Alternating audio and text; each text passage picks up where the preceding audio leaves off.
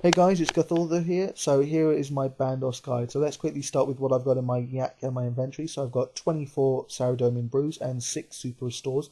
I have an additional 4 root super restores here as well, and I've also got 4 overload. I've got 8 super prayer restores. The reason I have super restores is because I want to be able to regain my stats if I brew too much. So it's always wise to bring a few of them.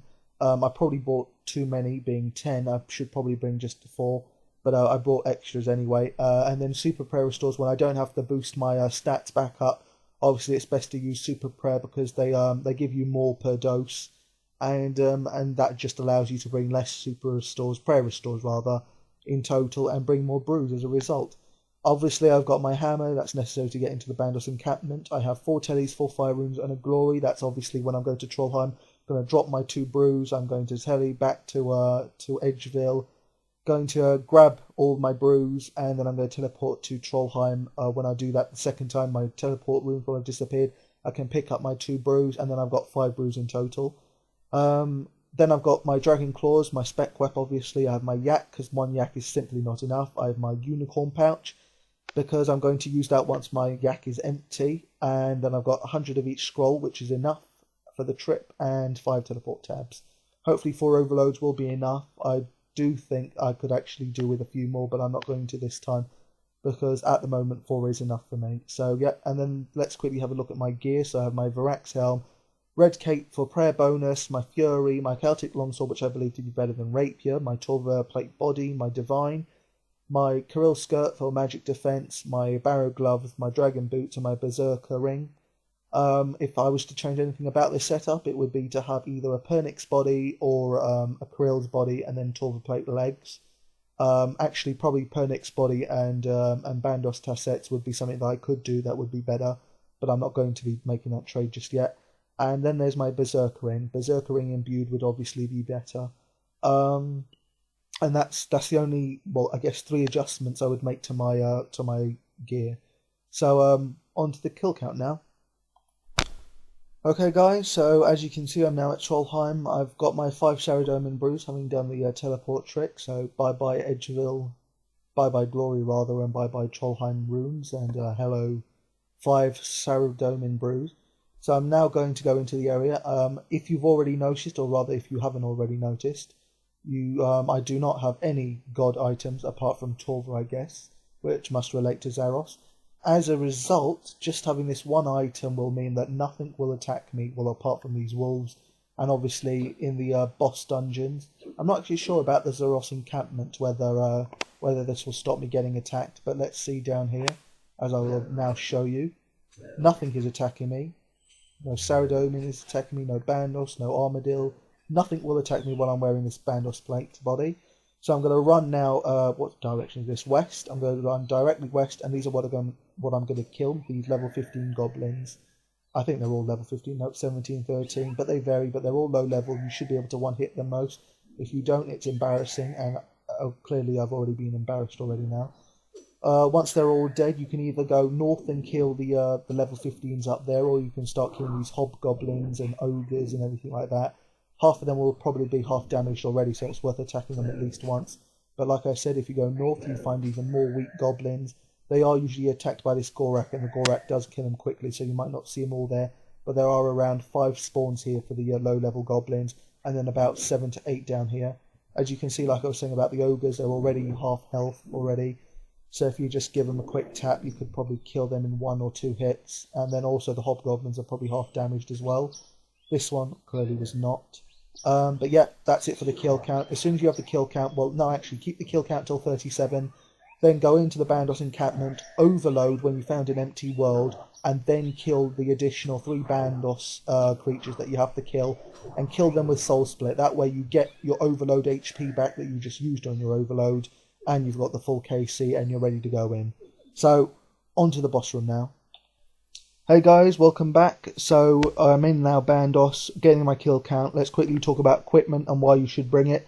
Divine Spirit Shield gives you a 100% chance to reduce damage by 30% as long as you have prayer points, because prayer points will be drained as a result of having this wonderful bonus. So you have to make sure that your prayer points stay high, but also not too high so that you can still super restore if need be later on during the kill. The other equipment I'm wearing that I would recommend is obviously Torva plate. Obviously, not many people are going to be able to afford it now, especially with it increasing in price. What it does is it gives me a normal maximum of 1,190 hit points, but it also increases to 1,390 when I brew up. It also increases the healing effects of brew and unicorn scrolls. Probably a couple more items as well, but I haven't noticed anything else. It increases brews by 40 hit points, and it increases unicorn by around 30 to 35 hit points. So that's another useful item to have. It makes all your pots last that little bit longer because they heal a little bit more. Then there's my Kirill's skirt. That's obviously for magic defense bonus. Ideally, I would have Kirill's top or even Pernix's body top, and then I'd be using Torva legs, but I don't have that equipment, so I can't use it. I'm now using Varak's helm over Nate helm, seeing as I've just noticed how hugely insane the defense stat bonus is above Nate helm. It's definitely not worth the extra 3 strength bonus that the Nate helm gives. Then there's my Celtic longsword. I believe it to be better than rapier. I think it's far more accurate. I have used rapier before. My first trip I got 19 kills. I'm definitely willing to give it another try. I'll probably use rapier in my next trip. But from what I've seen, my longsword is way better because it's more accurate and I'm just killing it faster, I reckon. And it's just lasting longer. I'm lasting longer, rather. Anyway, out of all those items, Divine definitely the most important because it probably increases the length of time you stay at your trip by 50%, I would imagine. Because obviously not only does it reduce damage, but it allows you to brew later on. So yeah, actually, if we start talking about brews and why you brew later on, so always leave your brewing till as late as possible.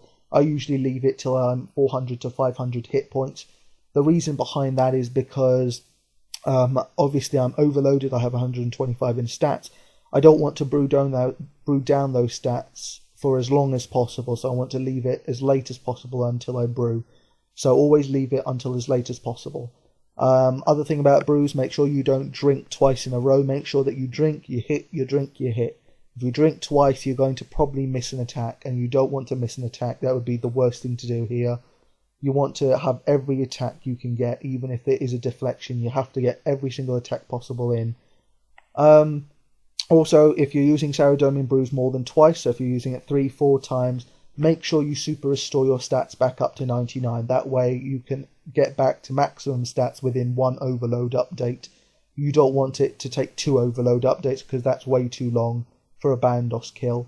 And then that's it. That's pretty much it for Saradomin brews. Let's quickly talk about super prayer restores. So I bought a few with me. Obviously, I bring super restore so that I can heal my stats back up if I brew too much. But otherwise, it's definitely worth bringing plenty of super prayer pots as well. But not full inventory of them. Obviously, you still want to keep super restores. But yeah, bring prayer restores. They heal 41 per sip, and obviously that means that you can bring less prayer restore pots in total and bring more brews as a result. On this trip, I killed 38, and I ran out of Saradomin brews. I think I had about 6 super restores left and 1 super prayer left.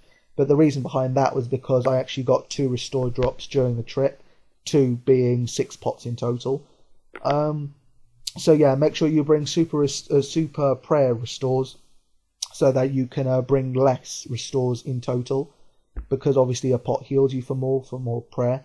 Then let's talk about overloads. Make sure you bring as many as possible. I brought 4 with me, and that was not enough. Like I said, I lasted 38 kills. I could have lasted easily over 40 had I brought a 5th overload. Obviously, I didn't leave the trip after I ran out of overloads. I left only until I'd run out of Saradomin brews. But had I had overloads, the situation would have been different. I would have probably been able to kill more.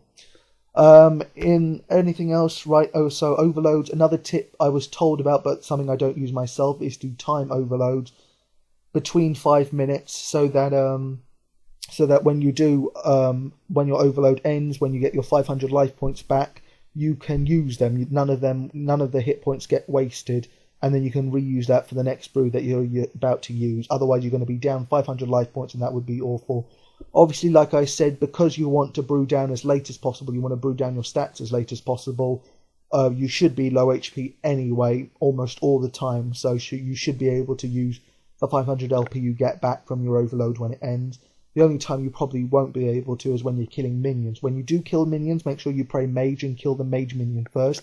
After that, you can soul split the other two. I don't recommend soul splitting the mage because I think the mage hits you for quite a lot. But yeah, once you're onto the melee and ranger, I don't think they will hit as much damage as you will heal. For me, definitely not. I probably heal 4 times more than the damage I take, and maybe for other people it will be slightly higher, but slightly higher damage rate. But for me, it's definitely worth soul splitting mage and range. Obviously, keep on a high world as high as possible, high respawn rates, so that you can use your overload more efficiently before it ends. If you're on a low respawn world, you might get something awful like 1 kill per overload, and that really would be bad. So yeah, make sure you're on a high respawn world. Also, if you're going to use that altar on a high respawn world and you can't kill the minions in time, about 50% of the time, no, actually about 70-80% of the time, I kill the minions in time to use the altar if I need it. If you can't, and I'm guessing some of you might not be able to, half kill the range and the melee, and then after the next kill you can quickly finish them off, kill the mage and use the altar. Make sure you do use that altar as often as possible because it is important. Obviously the amount of kills you're going to get is going to vary between how many restore pots you get as drops and also how much food you get as drops. If you don't get as high as you'd like, you could probably put it down to food and the lack of food drops. I didn't have a very good trip in terms of food drops. I probably could have killed more again if I had more food drops. Unfortunately, I had a lack thereof. In terms of tips, I think that's pretty much it. So I think I mentioned claws. Always use claws as the first thing you do, because you don't want to use your claws when you're brewed down in the middle of the fight. You want to use them at the start of the fight where you should already be max stats. The only other thing to mention is that you can get a lot more kills if you soul split tap. It's not worth my time. It's not worth the effort that you go through to do that. I would never do that. But if you wanted to, if you wanted to test your limits, you could easily soul split tap, especially with something like Chaotic Longsword, which takes a long time to respawn before your next attack. Apparently you can get over 50 plus kills, though the person that told me actually makes videos but has never made a Bandos video, so I don't believe him at all, but I do believe it is possible, because if I'm killing 38 without using soul split tap, it must theoretically be possible to kill 50, maybe even 60, 70. I would hesitate to say even more than that with soul split tap. I think I've said pretty much everything I need to say, and I need to keep this video as little as possible, as low as possible. So thank you for watching my Bandos guide. If I have any more tips, I'll leave them in the description. I'll only be leaving new tips that I haven't put in the video in the description, so check the description for anything else. Thank you for watching, guys. Until next time, see ya.